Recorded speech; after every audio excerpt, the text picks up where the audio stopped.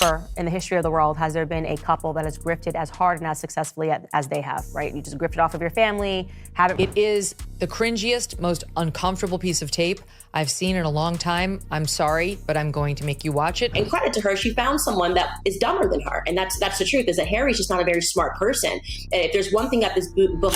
Meghan's birth story sounds almost too perfect, too smooth, too polished, and you know what they say, when something sounds that flawless, there's usually more to it.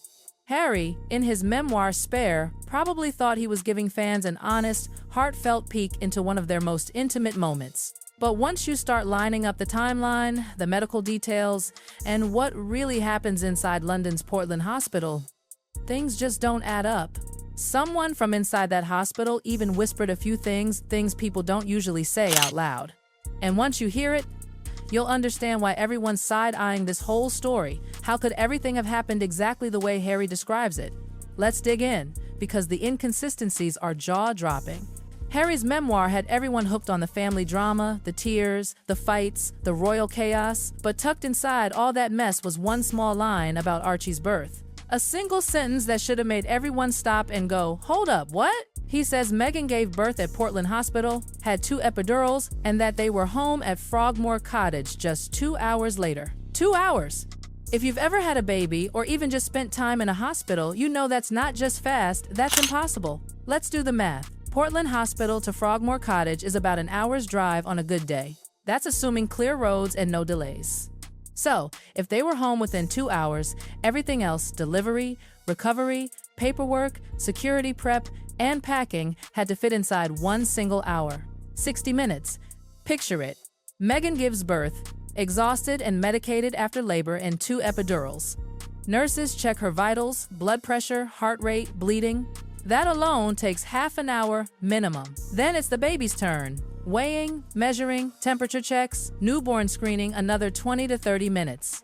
Then there's paperwork, discharge forms, medical records, royal documentation, all that takes time. Add in packing up, dressing, and coordinating royal security for their departure, and somehow, all that happens in 60 minutes? Please, even people who've worked in hospitals say it flat out. It's not possible.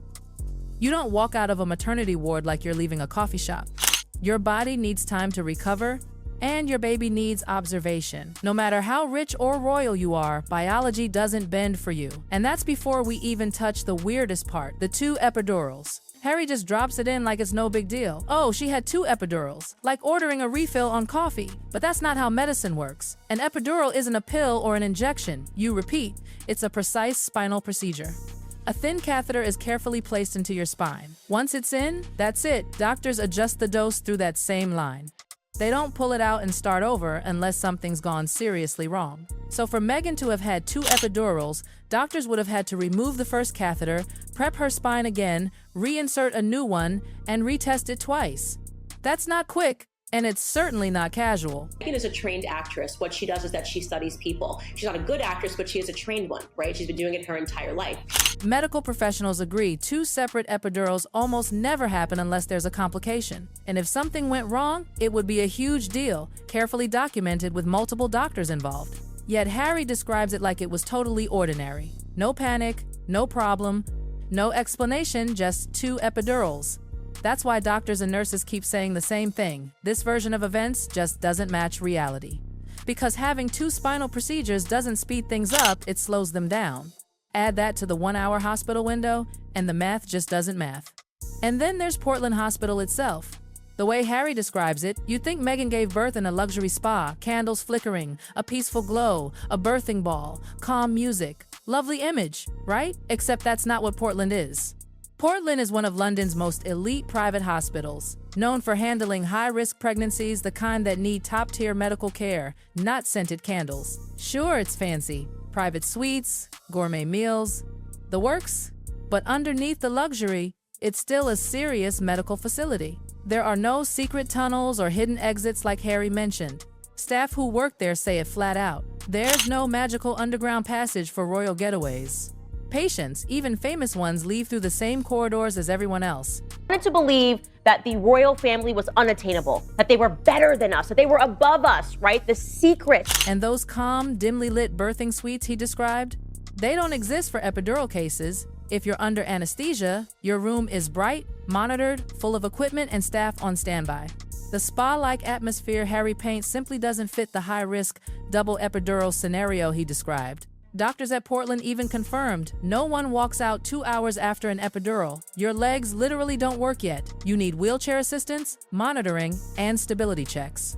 You don't just stand up, grab your bags, and head home.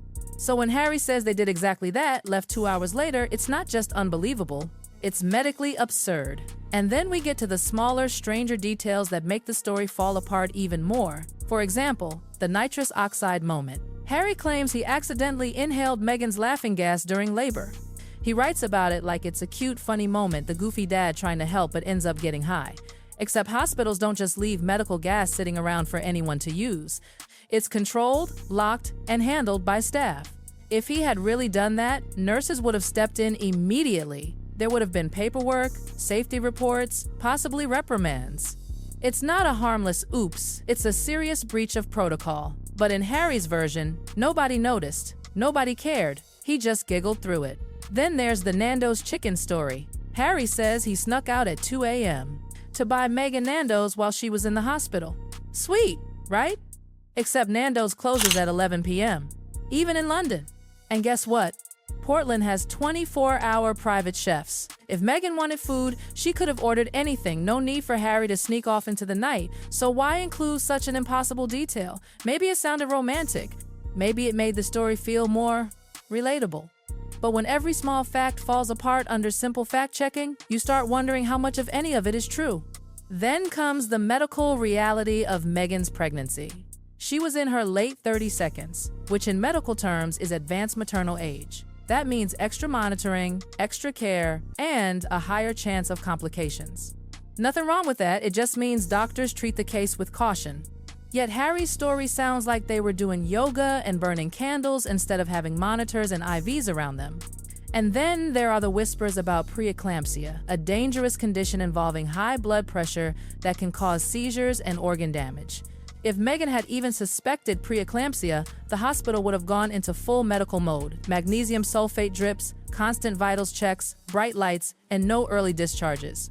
Women with preeclampsia stay hospitalized for days, not hours. Compare that to what Harry described, calm, peaceful, home in 2 hours. The two images can't coexist. Either it was a serene, low-risk birth, or it was a medically serious situation. It can't be both. Even stranger? Just weeks later, Meghan was jet-setting again, flying internationally, attending events, walking red carpets. Anyone recovering from 2 epidurals and a complicated delivery wouldn't be cleared for air travel that soon. The timelines contradict each other completely. If the birth was truly complex and risky, the recovery should have been slow.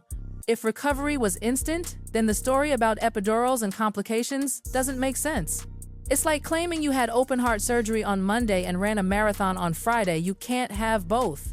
And that's not the only contradiction. The press story keeps changing too. At first, Meghan and Harry said they didn't alert the media about the birth because they didn't want to block the hospital's emergency entrance. Except, Portland doesn't have a public emergency entrance. It's a private facility. So that reason doesn't hold up. Later, they changed it. This time, it was about how the press had treated Meghan unfairly, so they didn't want to share details. Reasonable, sure, but completely different from the first one. Then came a third explanation. Supposedly, the press were notified, but didn't show up. 3 different stories for the same event. That's not privacy, that's inconsistency. When someone keeps rewriting their reasons, it usually means the truth lies somewhere in between. And even the doctor's name who delivered Archie wasn't clear. At first, outlets said it was Dr. Penelope Law. Then, another name surfaced, and some reports had to be retracted because nobody could confirm who was actually there. For a royal birth where records are meticulous, that's bizarre. Confusion over who delivered a royal baby? That's not just odd, that's unheard of. When you step back and look at all this together, the timeline that doesn't fit, the double epidural, the impossible discharge, the spa setting in a hospital that doesn't allow candles, the Nando's run that defies opening hours, the entire story starts to sound made up, like a fairy tale meant to sound perfect rather than accurate. It's not even about attacking anyone, it's about logic. These events can't all be true at once. Think about it. If a woman had 2 epidurals and a high-risk pregnancy, she's not walking out of a hospital 2 hours later. let alone hopping on a plane weeks after. The professionals at Portland know this. Their policies simply don't allow it. So why tell the story this way? Maybe it was to create an image, an intimate, peaceful, private moment away from the chaos of royal life. Maybe it was to contrast their modern approach with the traditional royal births of the past. But in doing so, the story stretched reality beyond breaking point. And then there's that shifting narrative, the reasons for secrecy, the unclear medical facts, the impossible details. It all feeds the same feeling. Something isn't right here. Harry and Meghan wanted control, and that's understandable. But the more you control a story, the harder it becomes to keep it believable. Real stories have imperfections, loose edges, messy truths. This one was polished to the point of fiction. Because, let's be honest, a royal birth at one of London's strictest hospitals doesn't happen like a romantic Netflix scene. There are no dim lights, no midnight chicken runs, no sneaky escapes 2 hours later. There are nurses, charts, IVs, blood pressure monitors, and recovery protocols. That's reality. So when you line up every piece, the impossible math, the medical contradictions, the fake-sounding anecdotes, and the constantly changing explanations, you're left with one conclusion. This story just doesn't add up. And maybe that's why people are still talking about it years later. Because deep down, everyone feels it, that quiet little voice that says, wait a second, this doesn't make sense. And that's why Candace Owens and others have started digging deeper, connecting dots, and asking uncomfortable questions. Because behind every perfect story, there's always something they're not telling us. So what really happened that night at Portland Hospital? We may never know, but one thing's clear, it wasn't what we were told.